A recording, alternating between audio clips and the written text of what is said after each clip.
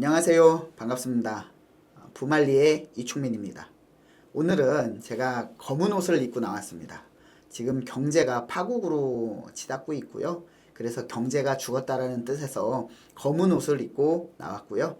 그리고 오늘은 지금 이 시간에는 제가 부동산 채널인데 부동산 채널이 아닌 부동산 쪽 관련된 방송이 아닌 어느 외국인 교수의 비친 대한민국 국민 이런 좋은 글귀라고 해야 되나? 아니면은 좀 어느 쪽으로 방향을 보는지에 따라서 좋은 글인지 아니면 나쁜 글인지 아니면 생각해 볼 글인지 어떤 분들 같은 경우에는 뭐 지가 뭔데 이렇게 할 수도 있고 어떤 분 같은 경우에 그래 공감해 우리는 정치가 문제야 다 좋은데 뭐 이렇게 할 수도 있고 뭐 여러 가지 이제 방향성이나 생각이 다를 수 있기 때문에 뭐 다르다고 하더라도 크게 뭐 욕은 하지 마시고요. 한번 쭉 읽어 드릴 테니까 읽으면서 좀 제 생각을 중간중간 말씀을 드릴 테니까 지금 상황에서 조금 맞는 참고할 만한 글 같아서 오늘 읽어드리도록 하겠습니다. 자, 그래서 글을 시작하는데요. 외국인 교수가 떠나면서 후임 교수에게 남긴 충격적인 한국인에 대한 분석. 이런 글이 있습니다.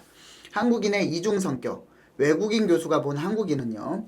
오늘은 아름다운 이야기가 아니라 별로 아름답지 못한 이야기 한 수를 소개하겠다. 하지만 우리가 이를 아름답게 하라는 경종으로 받아들인다면 이는 아름다운 이야기가 될 것이다. 얼마 전 서울에서 발행되는 일간지에 유명 외국인 초빙 교수가 한국에 살면서 목격한 한국인들의 이중인격에 대한 소감이 실렸다. 이 교수는 정신의학계의 세계적인 권위자인데 한국을 떠나면서 후임으로 부임한 교수에게 그 후임 교수는 외국인입니다. 자신의 눈에 비친 한국인의 이미지에 관해 다음과 같이 평했다고 한다. 한국인은 너무 친절하다. 저도 인정합니다. 이 부분은. 그러나 그것이 그 사람의 인격이라고 판단하면 오해다. 자, 우리가 자기 성격은 운전할 때 나온다라고 이런 얘기를 많이 하죠. 정말 차분한 사람도 운전대만 잡으면 과격해지는 경우도 있고 또 정말 행동이 급하고 과격한 분도 운전대 잡으면 차분해지는 사람이 있습니다. 그래서 이중인격적인 성격이 좀 강하다라고 볼 수 있다라는 글을 남겼고요. 그 다음에 권력이 있거나 유명한 사람에게는 지나칠 정도로 친절하지만 자기보다 약하거나 힘없는 서민에게는 거만하기 짝이 없어서 놀랄 때가 많다. 자, 이런 경우 많이 이제 식당 같은 경우에서 많이 이제 느끼는 부분이 있습니다. 저도 많이 느끼고요. 우리 구독자 여러분도 많이 느끼실 것 같습니다. 특히 식당 종업원에게는 마구잡이로 무례하게 대해 같이 간 사람이 불쾌할 정도다. 잘 나가는 엘리트일수록 이러한 이중인격이 지녀서 인간적으로 마음을 주고 깊게 사귀고 싶지 않았다. 공감 가는 소리다. 서울에서 온 점잖은 사람이 미국의 코리아타운 식당에서 종업원에게 야, 너 이봐 하면서 큰 소리로 거만을 부리는 광경을 한인들도 많이 봤을 것이다. 그 사람이 친구나 친척이라면 미국에서는 그러면 안 돼 하고 충고를 해주겠지만 잘 알지 못하는 사이거나 그가 VIP인 경우에는 충고는커녕 난감하기 그지없을 뿐이다. 한국에서 엘리트 계층에 속한다면 배운 사람이다. 배운 사람일수록 겸손해야 하는데 오히려 더 거만하다. 대학을 졸업해서 지식이 많은데 별로 지혜롭지 못한 것이 한국인이다. 말은 유식한데 행동은 무식하기 짝이 없다. 게다가 준법 정신은 더욱 엉망이다. 그러니 서양 문화 속의 신사도 정신이나 노블리스 오블리주를 어찌 알겠는가. 자, 여기서 제 개인적인 얘기를 잠깐 하자면 저희 가정사에서 저희 어머니는 초등학교밖에 못 나왔습니다. 그때 이제 완전 시골에서 너무 가난한 시골집에서 이제 둘째 딸로 태어나서 7남매 중에 둘째 딸이라 이제 큰 이모 그러니까 어머니의 언니분은 큰 딸이라 가야 된다고 해서 고등학교까지 졸업을 했고요. 또 막내는 막내라고 해서 고등학교 대학교까지 졸업을 시켰지만 저희 어머니 같은 경우에는 그때 당시 국민학교 초등학교밖에 못 나왔다 이렇게 말씀을 드리는데 근데 제가 이제 결혼한 지 이제 9년이 넘었는데 결혼하고 나서 저희 와이프가 한 말이 저희 어머니를 보고 어머니는 굉장히 좀 지혜로운 사람이다. 자기가 본 사람 중에 그 연세에 저렇게 지혜로운 분은 본 적이 없다라고 했을 때 저희 어머니는 세상을 다 가진 것 같았다라고 말씀을 하셨습니다. 그래서 배움은 짧지만, 그래서 지식은 짧지만 인생의 지혜는 좀 많이 해박하시다, 이렇게 말씀을 드릴 수 있고요. 여기서 지적한 거는 대학을 졸업하고 해가지고 우리나라가 OECD 국가 중에 대학 진학률이 가장 높은 건 알고 계시죠. 그렇기 때문에 지식은 굉장히 높지만 지혜롭지는 못하다라는 것을 딱 지적을 하고 있습니다.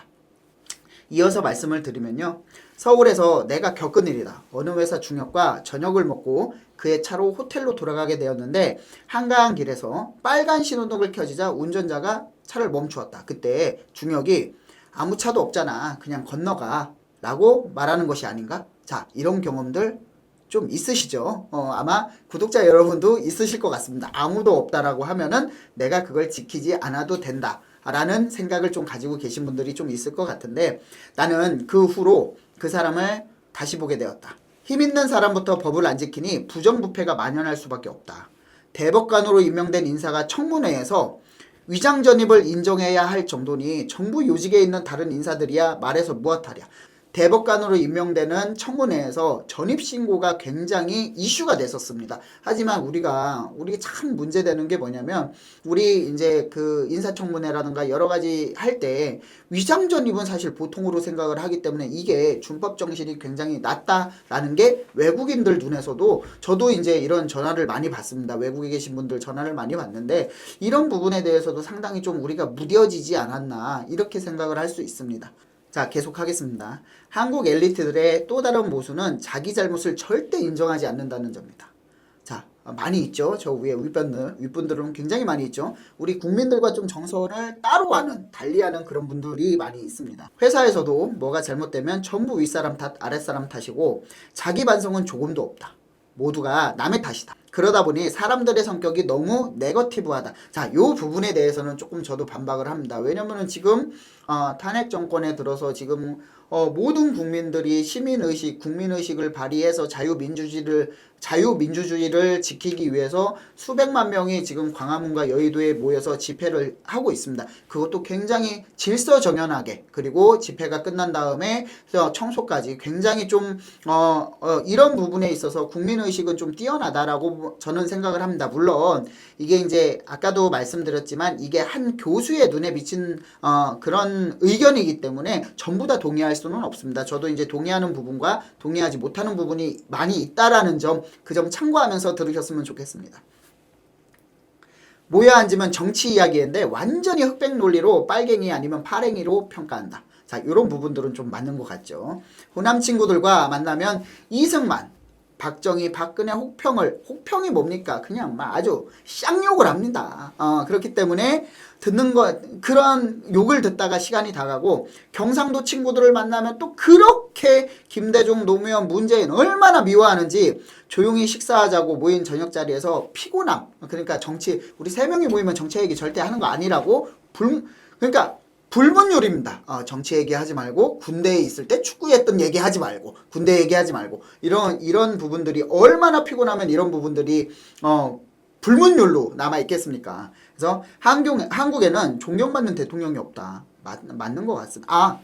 한 분 있기는 하죠. 그 한 분은 누가 판단하든지 자기 자신이 좀 판단해 볼 필요가 있을 것 같고요. 10여 명의 대통령이 지나갔는데 거의 모두가 감옥살이 아니면 자살을 했다. 모두가 이래서 죽일 놈, 저래서 죽일 놈, 다들 죽일 놈밖에 없다라는 게 이제 외국인 교수가 본 한국의 대통령들입니다. 미국 역사를 좀 썼더라고요. 미국 역사에 46명의 대통령이 지나갔지만 링컨과 케네디가 자객들의 총에 맞았을 뿐 그렇게 후임 대통령이 전임 대통령을 괴롭히지는 않았다. 잘못을 탓하기보다 자신의 도덕성과 전임자의 권위를 존중하고 있기 때문이다. 참 저도 이 부분에 대해서는 굉장히 안타깝게 생각을 합니다. 역대 대통령 되면은, 그러니까 이게 대통령 되면은 감옥 간다. 이게 또 공식적으로 우리나라가 이게 돼 있기 때문에 너무나 안타깝고요. 물론 마지막에 이제 문재인 대통령께서는 그렇진 않았지만, 그래도 너무나 시끄럽고, 임기 5년 동안 임기 5년이 이제 당선이 되고서 취임을 하고 임기 5년이 시작을 해서 2년 동안은 전 정권 적폐청산한다고 모든 힘을 다 할애하고, 나머지 2년 동안은 이제 뭔가를 해보겠다라고 하는데 나머지 1년에서 레임덕 걸려가지고 아무것도 못하고 또 이제 이 정권이 바뀌는 이런 현상이 굉장히 좀 안타깝고 개탄스럽다. 저도 개인적인 입장에서 이런 말씀을 좀 드리고 싶고요. 한국의 민주주의는 도덕성이 결핍되어 있는 이기적인 민주주의다. 이기적인 민주주의. 굉장히 좀 가슴 아픈 얘기죠. 민주주의를 자부하는, 그런 자유민주주의를 선호하고 자부하는 이런 대한민국에서 이기적인 민주주의다. 굉장히 좀 가슴 아픈 이야기입니다. 한국 역사에 보복성 정치를 하는 것이 역사적 버릇이 그대로 남아있기 때문이다. 군주주의의 잔재를 씻지 못하면 자유민주주의는 자라나지 못한다. 좋지 않은 보복성이지만 또 그렇지 않으면 새로운 정부가 일할 수 없게 되어 있는 그런 것도 또 문제다.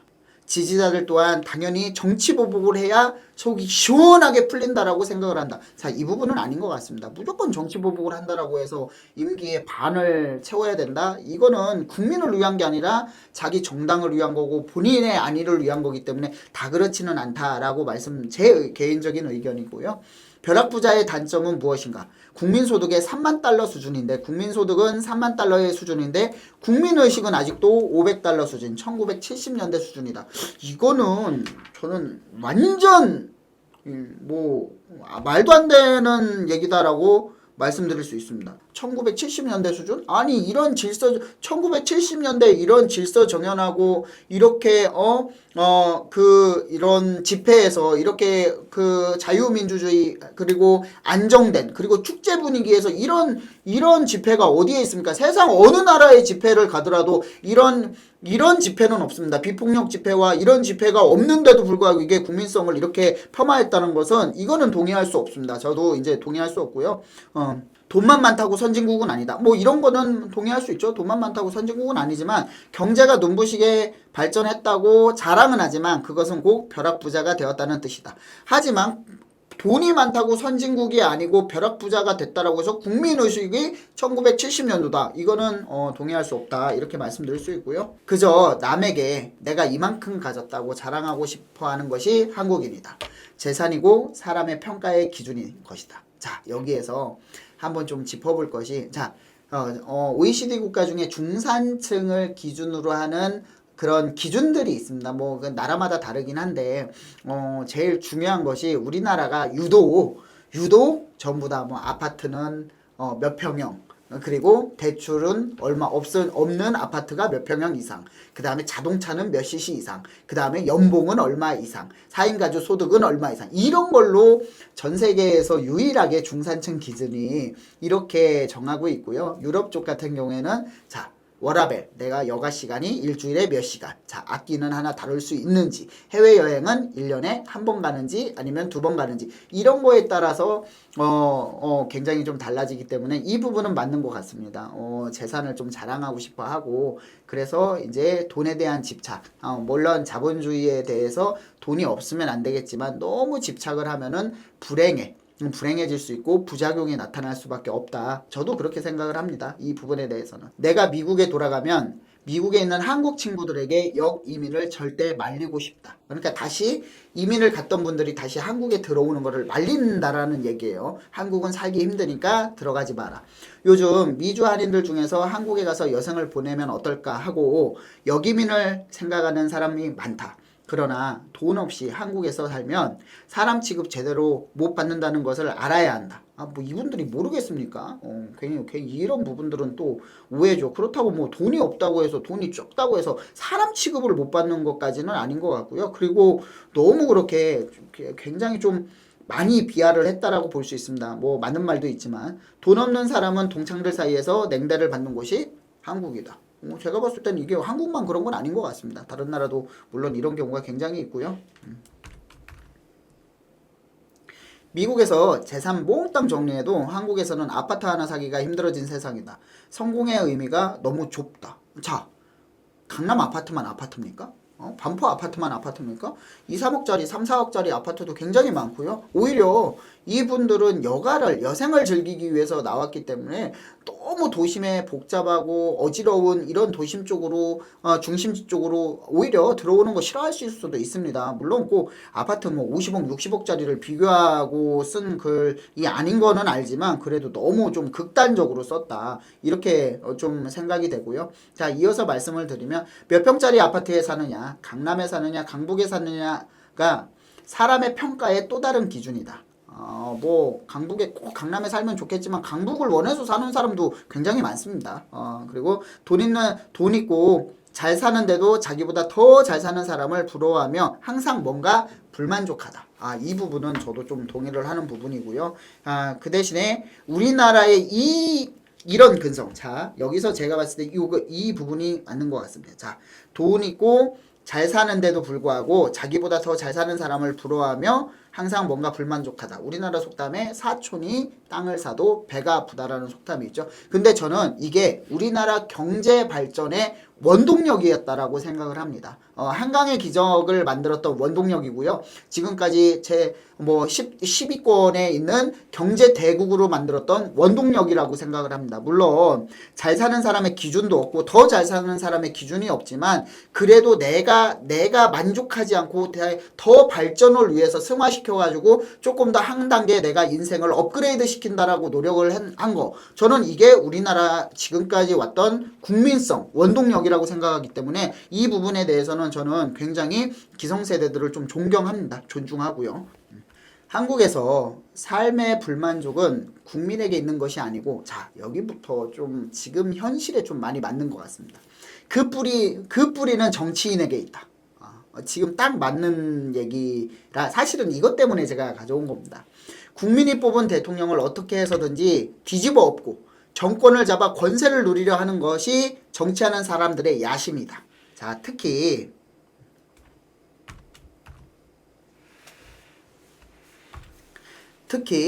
특정 지역 사람들의 정권을 잡으면 제 식구들끼리 모두 해먹는다. 자, 이거는 제가 야당 여당 뭐 지금의 상황, 지금 작금의 상황, 뭐 탄핵 정국 상황 이런 시국을 말씀드리는 게 아니라 역대 대통령이 누가 됐든지 간에 반대당, 그러니까 야당과 여당이 항상적으로 흑백 논리로 분열되고 싸우고 협치는 없었다라고 말씀드리는 거예요.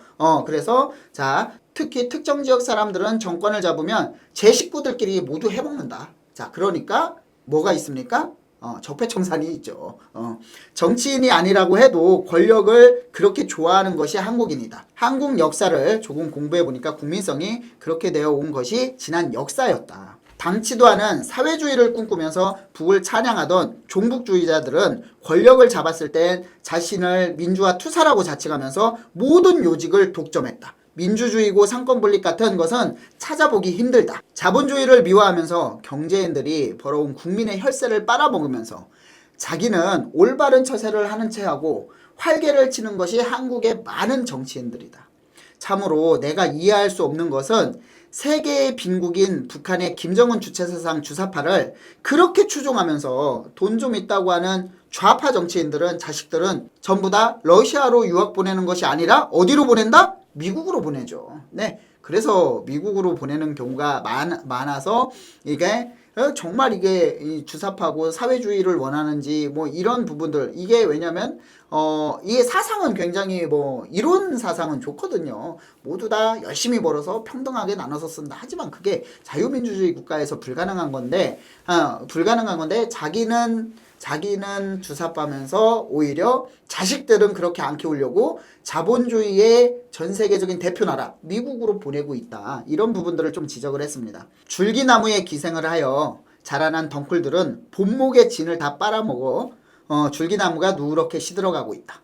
민주 자본주의에 기생하여 자라난 종북, 친북, 간첩들이 대한민국에 한 20년 빨아대니 드디어 자유민주주의도 시들어 말라 죽으려고 하고 있다. 본목이 다시 살아나려면 기생하는 그 엉겅퀴 덩굴에 밑둥을 자르면 될 것인데 그 근본을 자를 생각을 아니하고 가지들만 쳐내려고 한다. 한국의 민주주의는 그래서 어렵다. 이렇게 봤습니다.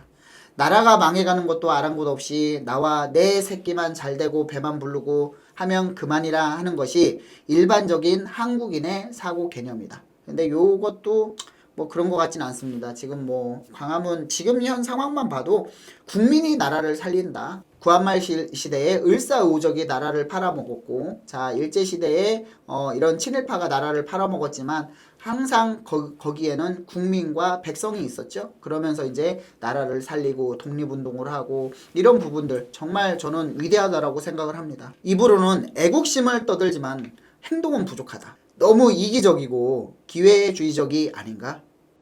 국민소득이 이제 선진국 대열에 들어섰는데 노약자와 극빈자들을 보살피는 수준은 상당히 멀었다. 자, 이런 복지는 좀 우리나라가 많이 부족합니다. 특별히 이해하기 어려운 것은 국민들이 경찰관을 우습게 여기는 풍조다. 미국에서는 경찰관에게 반항할 수 없다. 그런데 한국에서는 국회의원이나 고관, 노동조합원까지도 경찰관을 너무 가볍고 우습게 본다. 대한민국은 데모의 왕국이다. 집회죠. 데모는 이제 과격하게 이제 하는 것들을 예전에 이제 데모라고 많이 했었는데 이제는 이제 무폭력, 비폭력 집회라고 많이 하죠. 그래서 대한민국은 집회의 왕국이다. 집회를 많이 하면 민주주의를 잘하는 것으로 생각하는 모양이다. 데모의 사이즈도 뭐 몇십 명, 몇백 명 수준이 아니라 수만 명, 수백만 명. 그런데 데모를 하지만 정치인들은 또 눈 하나 깜짝 안 한다. 지금 수백만 명이 광화문과 여의도에 있지만 지금 국힘 굉장히 어려운 상황이지만 눈 하나 깜짝하지 않지 않습니까? 하지만 이거는 시간이 조금 걸릴 뿐 분명히 변화가 있을 것이다. 민심은 절대적으로 무시할 수가 없다. 그거 우리가 전에 경험을 했죠. 자유민주주의는 돈이 아니고 억척도 아니다. 많은 사람들이 모여서 악각된다고 해결되는 것이 아니다. 악각되는 게 아니라 의견을 제시하는 거죠. 자유민주주의는 양심과 도덕을 먹고 사는 정치 이념이다. 정치를 잘하고 못하는 것은 이념의 선택보다도 양심의 선택이 훨씬 중요하다. 이거는 정치인들이 좀 읽어봐야 될 부분입니다. 정치인 하시는 분들이 사실 엄청 똑똑하고 많이 배우고 똑똑하고 지식이 높고 하지만 지혜롭지도 못하고 양심도 뭐 어디 가서 멍멍이나 줘라 뭐 이럴 정도로 굉장히 좀 귀도 닫고 눈도 감고 이렇게 사시는 것 같은 느낌입니다. 뭐 야당 여당 마찬가지 다 떠나서 한국이 잘 되기를 바라는 마음에 쓴 글이니 기분 나쁜 점 있다라도 양해 바랍니다. 이렇게 마무리를 했습니다. 자 이렇게 부동산 유튜브 채널에서 정말 뭐라고 해야 되나 이 글을 읽어보고 이 글 정도면 현재 시국에 맞춰서 좀 해가지고 저도 이 글을 몰랐습니다. 이 글을 몰랐는데 외국에 캐나다에 거주하시는 저희 뭐 가까운 지인께서 대한민국의 이 좋은 글 한번 생각해 볼 수 있는 글이 있다라고 보내주셔가지고 제가 이 글을 읽어보고 물론 이 글에서 말도 안 되는 부분도 있습니다. 국민성을 자꾸 자극하는 말이 있는데 제가 봤을 때는 개개인의 국민성은 뭐 일부 맞을지는 모르겠지만 단합된 국민성은 세계 어느 선진국보다도 굉장히 수준이 높다 이렇게 말씀드릴 수 있을 것 같고요.